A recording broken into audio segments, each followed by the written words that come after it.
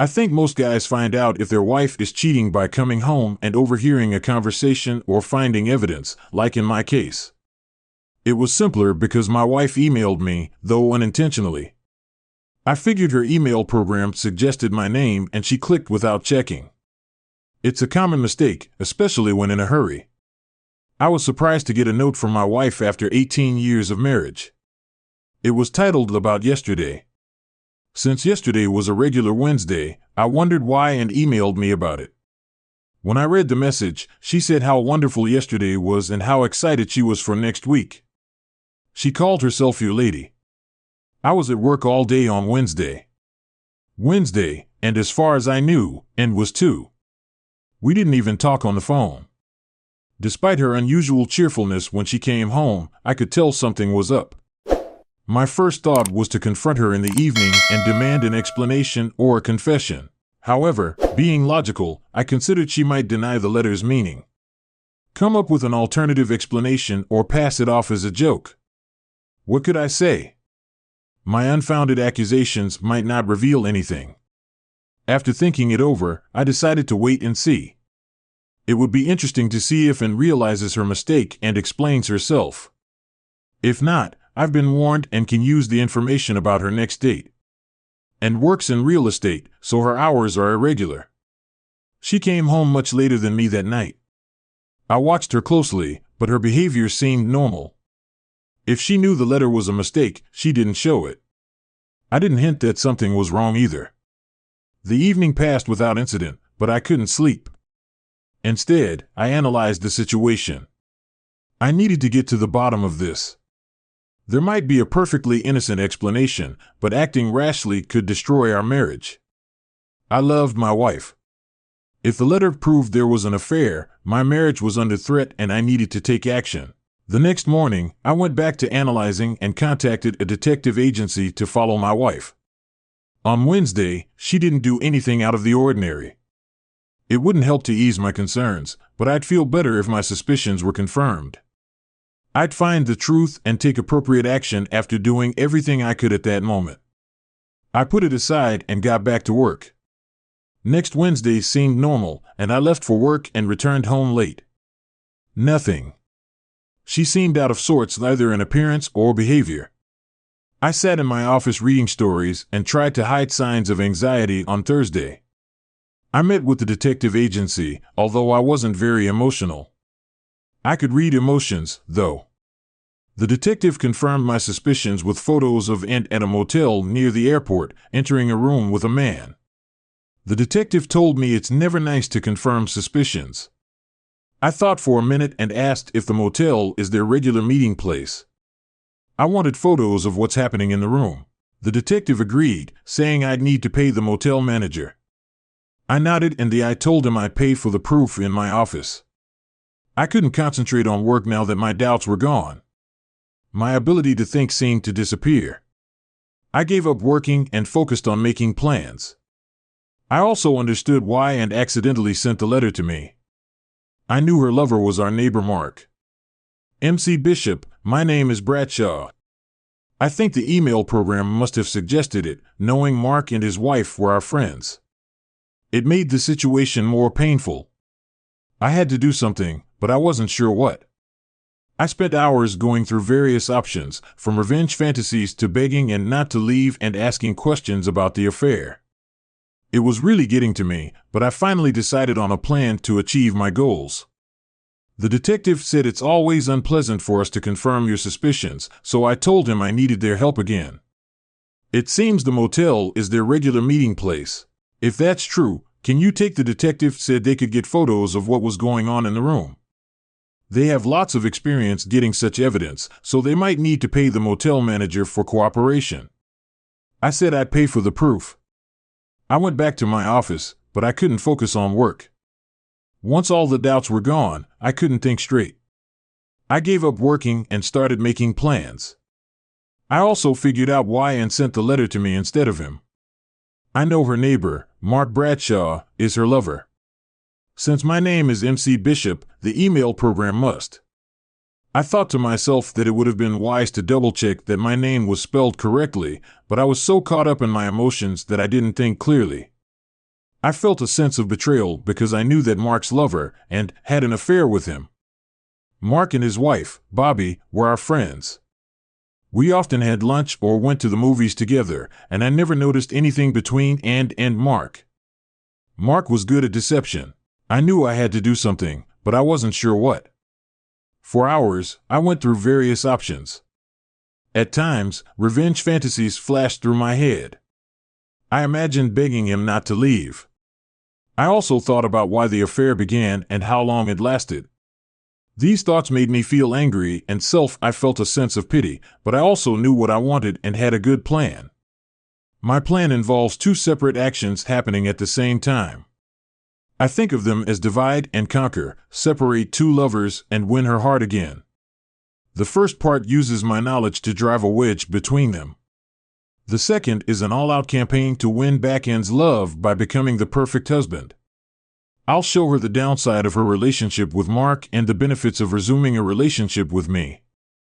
I made notes listing actions, planning, timing, and working out interdependent tendencies. An essential element is I decided to keep them in the dark about my knowledge. It would require a lot of restraint, but I felt I could do it. I wouldn't start until I got another report from the detective agency, but I could take steps to prepare. I bought a recording system for our home phones and a voice-activated device hidden in his car, which I used to tap our home phone. That communication channel was closed, although I couldn't tap her mobile.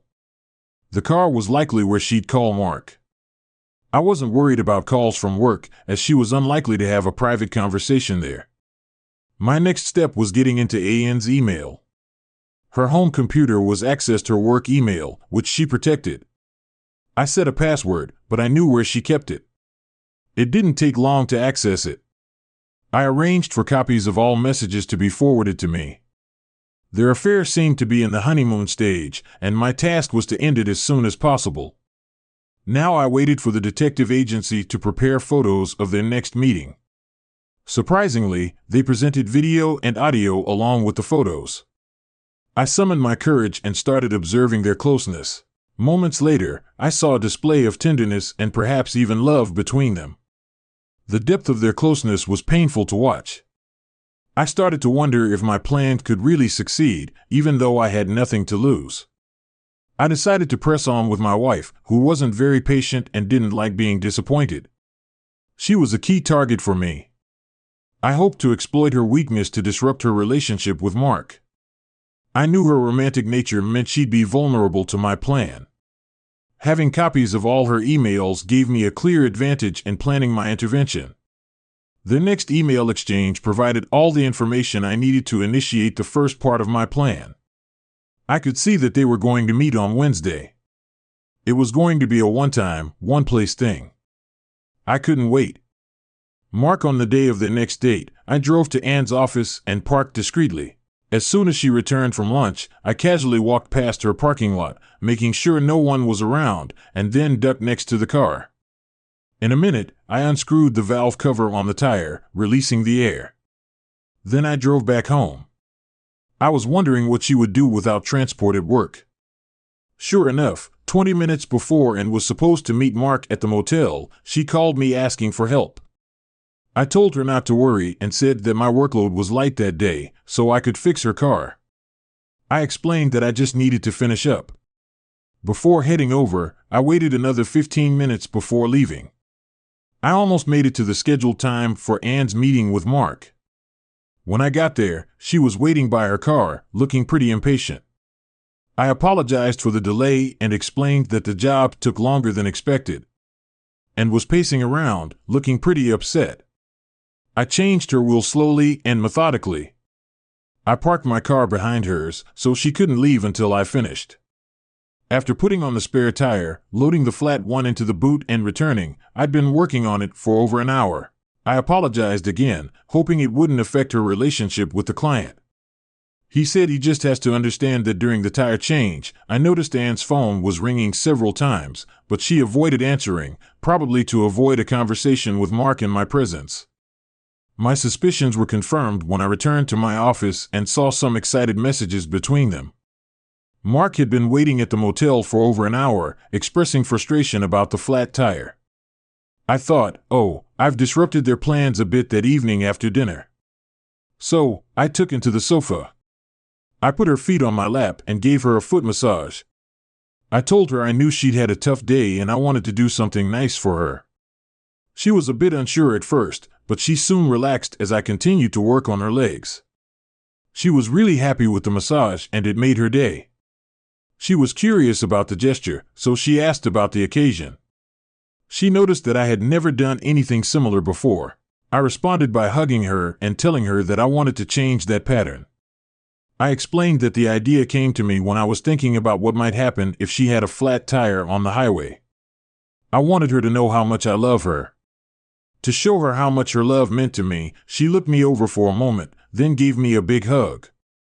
She said it was really sweet and meant a lot to her. I couldn't help but wonder if she felt guilty about her email. I found out that the lovers were planning a special meeting in a few days. I wanted to get in the way, but I didn't want to seem suspicious. I didn't want to mess up Anne's car again, so I let her go to the meeting place without hindrance but followed her discreetly while she entered the room Mark had booked. I drove around to the back of the motel and entered through the side door. The motel was modest. I left and there were no security cameras to record me turning on the fire alarm in the hallway. I waited outside until I saw the guests being taken to a safe spot in the parking lot. I didn't spot Mark, but I figured they were in the crowd, probably upset like I was back in my office. I watched happily from a distance. I saw lots of emails flying between the two of them. It was all nonsense. I was so angry I was about to scream. Mark, I'm sorry, but it's not my fault. Next time, choose a place that won't be a fire hazard. When she arrived home from work, I noticed she was still upset. However, her mood. I went from tense to surprised when I saw the dining table with linen napkins and our fancy china. The smell of her favorite dish cooking on the stove made her look at me in disbelief when she asked about my sudden cooking skills. I just said I'd called her office.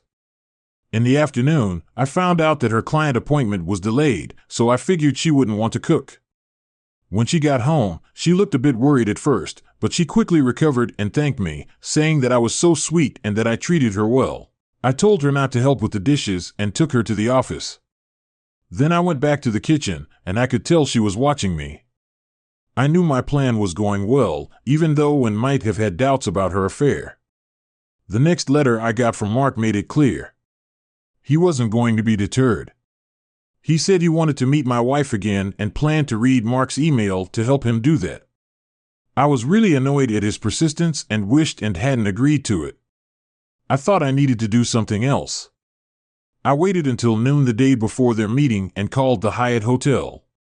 I told the clerk I was Mark Bradshaw and that I needed to cancel my room reservation for the next day.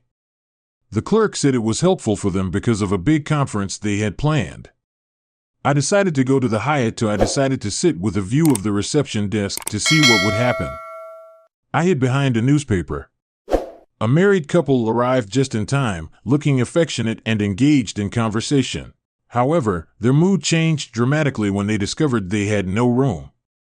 Mark was frustrated and insisted that he had booked a room days ago. The clerk apologized and explained that the order had been canceled. Mark tried to make a new reservation, but the hotel was fully booked and visibly upset. He was urged to leave, and he followed her to the parking lot, attempting unsuccessfully to calm her down. I was happy to leave them to it when Anne got back.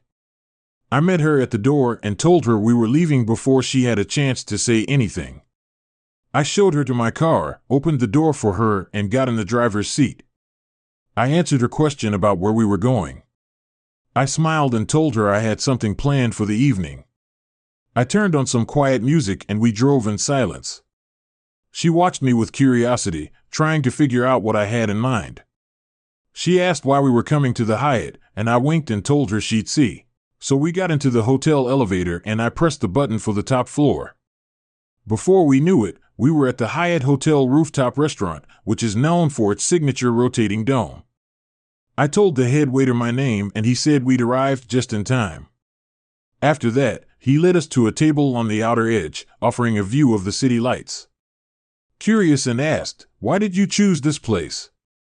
I explained that there was no specific reason, just that I thought it would be a great setting for my wife.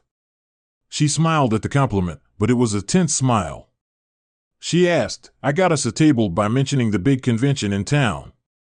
I told and it was no problem and that I'd called that day to book a table. She didn't react, but I knew my success contrasted sharply with Mark's failure. I went on to say that I'd booked a table as soon as I found out about their meeting plans and took the liberty of ordering. She expressed her gratitude, saying she didn't mind. She was thankful for my concern. She relaxed and her mood improved as the waiter brought a bucket of ice and a bottle of champagne. After a few toasts, she was even more cheerful when the waiter brought oysters on half a shell. She was really happy. I said I wasn't a big fan of oysters, but loves them as a main course. The waiter then brought a salad of salmon nikwa with black olive sauce, which Anne really liked. She said she thought I was going to order something heavy like a big steak. I said I wasn't. She said the salad was the perfect option, since she likes salads and we didn't want to eat too much. She looked at me questioningly, but I didn't give her any more information about dessert. The waiter brought 2 bowls of fresh raspberries with a spoonful of whipped cream and glasses filled with. Anne was really enjoying it, and by the time we got home, she was so relaxed she even unbuckled her seatbelt and snuggled up to me. I could tell she was feeling a bit upset and excited after her recent dates, so I took her straight upstairs to our bedroom. I suggested she change into her nightgown while I took care of other things. As she turned to the closet, I quickly checked the guest bedroom to ensure everything was ready.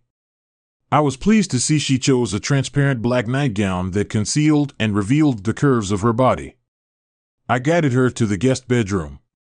I led her to the bedroom where scented candles burned around the open bed. I explained that touch and smell would be the only senses she needed that day, placing a sleep mask over her eyes. I undressed her and laid her on fresh linen sheets. I waved a bottle of almond butter under her nose and instructed her to I poured some water into my hands to warm her up and started with a quick foot massage. She moaned with pleasure, so I kept going, gradually moving up to ensure she was completely relaxed. I focused on her shoulders and arms, then turned her over and repeated the process on her back until she moaned again. We reached our peak of pleasure in a culminating moment before we collapsed.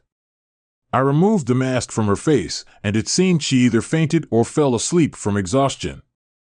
I carried her to our bedroom and covered her with a sheet. She quickly drifted off to sleep after a brief sponge bath. I returned to bed feeling and I usually had different schedules, but she woke up early the next morning. When I went downstairs, I found that she had already made coffee and breakfast. Her eyes sparkled as she expressed her gratitude for the special night. I responded, expressing my happiness. She said she enjoyed it and that I would remember it for a long time. She gave me a smile, and I could tell that and I were making real progress. Later that day, I got an email saying that Mark was still trying to arrange a meeting with her. Mark apologized for the Hyatt Hotel incident, saying he was confused about losing his reservation. And replied, suggesting that maybe it wasn't meant to be. Mark urged her not to give up and proposed spending Saturday together at their lake house, since Bobby was leaving town. There were no booking issues, no fire alarms, just a great time. Signed with love, and knowing Mac always plays golf on Saturdays. Mark suggested leaving while Mac is there. Mark was really looking forward to seeing her again. It was clear to me that my plan had reached a critical point. I needed to do something this weekend to avoid losing my progress. The new plans posed the real problem was that I couldn't cancel my golf game and couldn't find a way to leave without touching her car. It was too suspicious and could jeopardize everything. I needed a way to get in touch with her and change her plans at the last minute. Then, suddenly, a brilliant idea struck me. It was the perfect solution, and it only took one phone call.